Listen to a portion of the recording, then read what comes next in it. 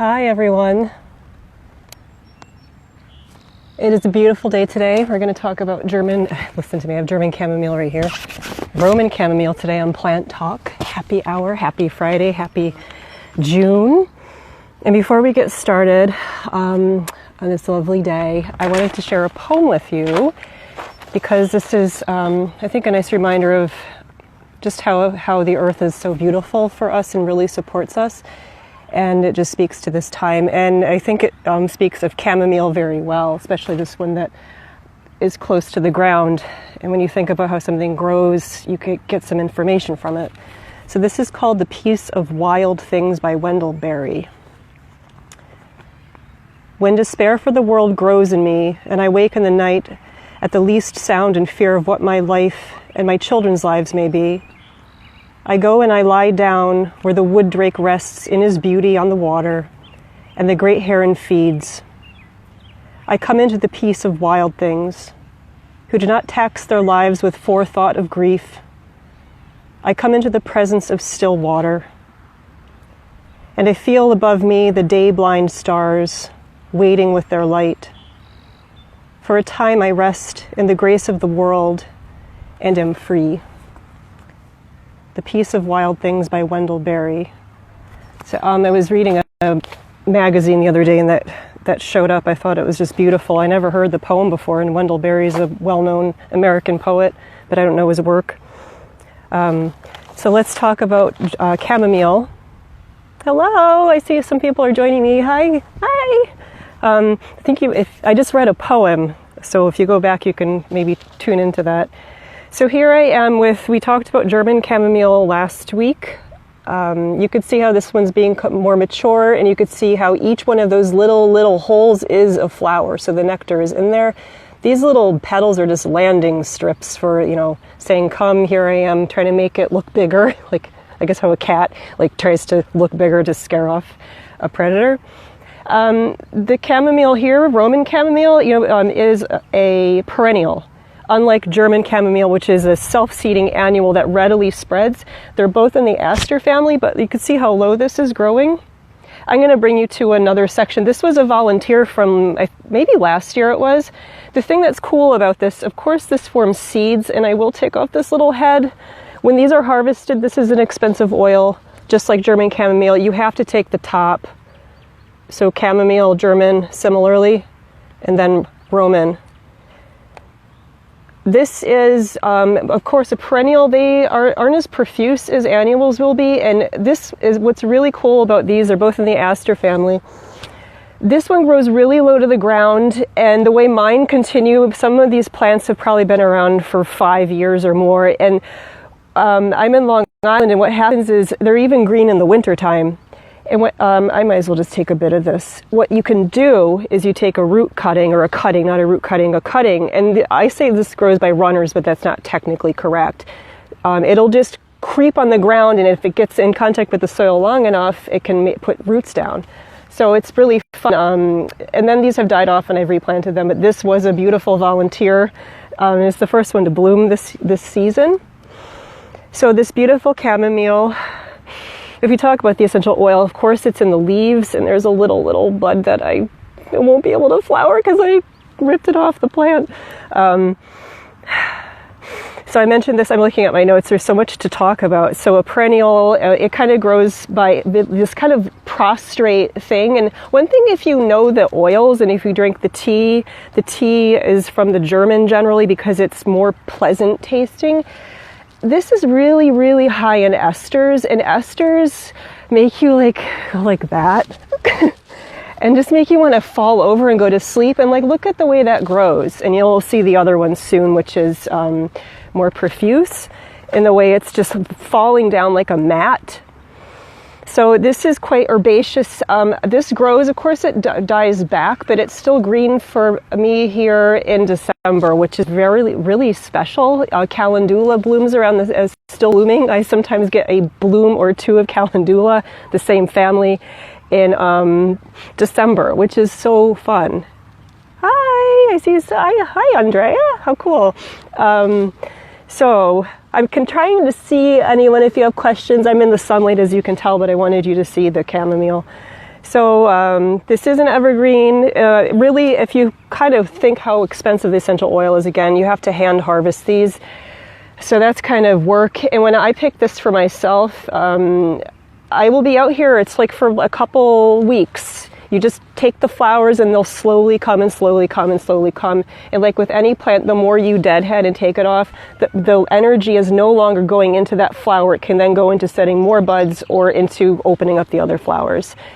So why don't I move over to the other patch that's over here, and then this is now our third plant talk, I think. And the kind of method is where we'll look at the plant and talk about it, and then we'll go inside and smell some oils and talk about that. Let me see, what else was there to say? There's a lot to say. Soil type, that's one thing too. So I live in this kind of section of Long Island that's different than many sections. There's a bit of sand, but I have a lot of clay here, which is not normal for most areas of Long Island. And chamomile, this is another important thing. All the chamomiles, both German and Roman, Anthemis nobilis, Chamomillum nobile, if you want, you need to know the Latin name. They don't like the heat and humidity a lot. They'll kind of go really limp and like really bleh in the hot weather, like late June, July, August, and then they'll have a resuscitation. You'll get a second crop of German chamomile, Matricaria recutita, and then this. So they like temperate climates, very, temperate Europe. They do thrive in this part of the United States. So here we're going over to this. Check this out. Look at that. And look how it's it grows and then it just falls over. And this used to be one of the strewing herbs and the herbs that people would plant outside their gardens. And you can walk on this. It's pretty resilient. It doesn't mind being stepped on too much. No plant likes to be stomped upon. But you can see the growing habit, which is quite gorgeous, compared to, here's German chamomile over here. So you'll see the difference. But this is, the plants are so happy this year. The climate has just been so friendly and so lovely and cool, not too brutally humid and hot yet. I want to talk about the aroma profile out here, because we can. Hi. So if you have your essential oil or a tea bag with you too, you could do whatever you like. You can see this, right? So I had the leaf. And if you just crush it, it's called ground apple, Chamomillum nobile, ground apple. And it has that, sweet. This is, of course, herbaceous smelling because I'm smelling the green, but a little floral sweet. And it's really subtle compared to smelling the essential oil, actually. Oh, it's gorgeous. Yeah, I wish I had more flowers. I didn't want to sacrifice them. I'm going to talk about the oil when we get inside, but this is just so poetically sweet and gentle and calm. And seriously, if you look at the way it grows like this, and I wanted to do this to be dramatic, it just makes you go like this. Kind of like the Wizard of Oz and falling asleep in the poppy fields. And this is known to be a nervine sedative, and mostly that's what it's often used for, especially in aromatherapy. Hi, thanks for joining me. We're going to go inside now. I always feel like I'm only taking 5 minutes, and then suddenly it's 15 minutes later. So I hope that was informative about our beautiful chamomiles. So we talked about German chamomile last week, and then this week is Chamomillum nobile, or Anthemis nobilis. The botanists always like to change names because I guess they can and they get to frustrate people. Just like rosemary's Latin binomial changed recently. So similar to the other plant talks, I got more sophisticated. You see I have a microphone now and I'm using a tripod. This is the world we live in nowadays. Becky, I smell it from here too.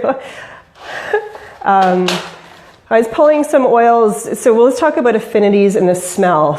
And you can even think about just drinking the tea, because plants, it's not just about those essential oils, it's about working with the whole plant and loving it and understanding how it grows and when it's the most happy, I guess, like human beings, right? If we can try our best. So when I was thinking about this beautiful oil, Roman chamomile, I have an original Swiss Aromatics here. It's almost gone. Very expensive oil. You saw that it takes hand harvesting of the flowers, or more mechanically, special tools would be used. But every time it's like you smell the oil, it just goes to me straight to my head, and it almost would give you a headache. And like the way it grows, you saw the way it was growing kind of prostrate. It like falls down, and that's what happens. This is an incredible nervine, I'll say sedative, dare I use those terms. And it has an affinity for smoothing like anything, child tantrum, angry, uterine contractions, digestive upset, where everything is so raw and so tight. Like think about a child in a temper tantrum, and then if you can diffuse an oil or have some kind of method, you could just watch the energy go like, whoo. And of course the tea would be a little different, but it still would have that activity and action. So the affinities, the beautiful Roman chamomile has, I'm thinking about the essential oil, is definitely to calm the nervous system. It's an excellent sleep aid.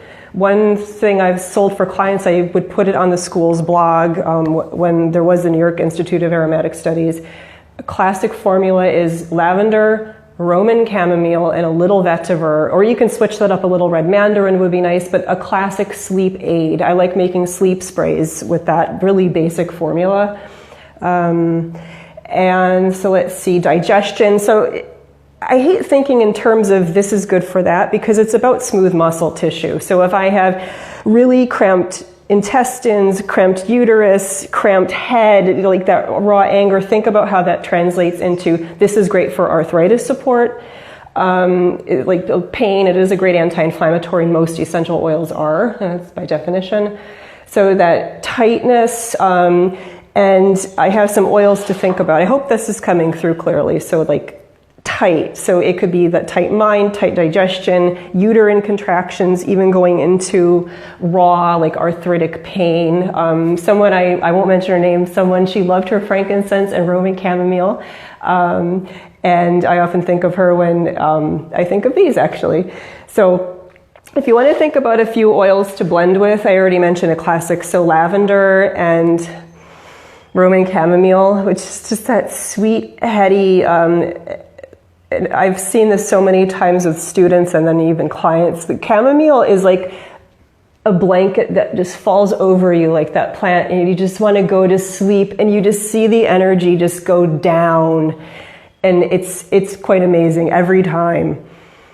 So if you want to think like a classic sleep aid, I mentioned the vetiver lavender, but blending with a friend in the lavender family or mint family, marjoram, sweet marjoram. Oh my gosh, adds a little sweetness to the chamomile and helps balance it out a bit. So if I wanted something, marjoram, really nice for sleep, also great for aches and pains. When I was looking at my oils, I really wanted to, goldenrod would be so beautiful. It's also in the aster family, really kind of happy, sunny, lazy, daisy, drippy. Imagine like goldenrod with lavender and chamomile and a little like sweet orange or red mandarin would be so amazing.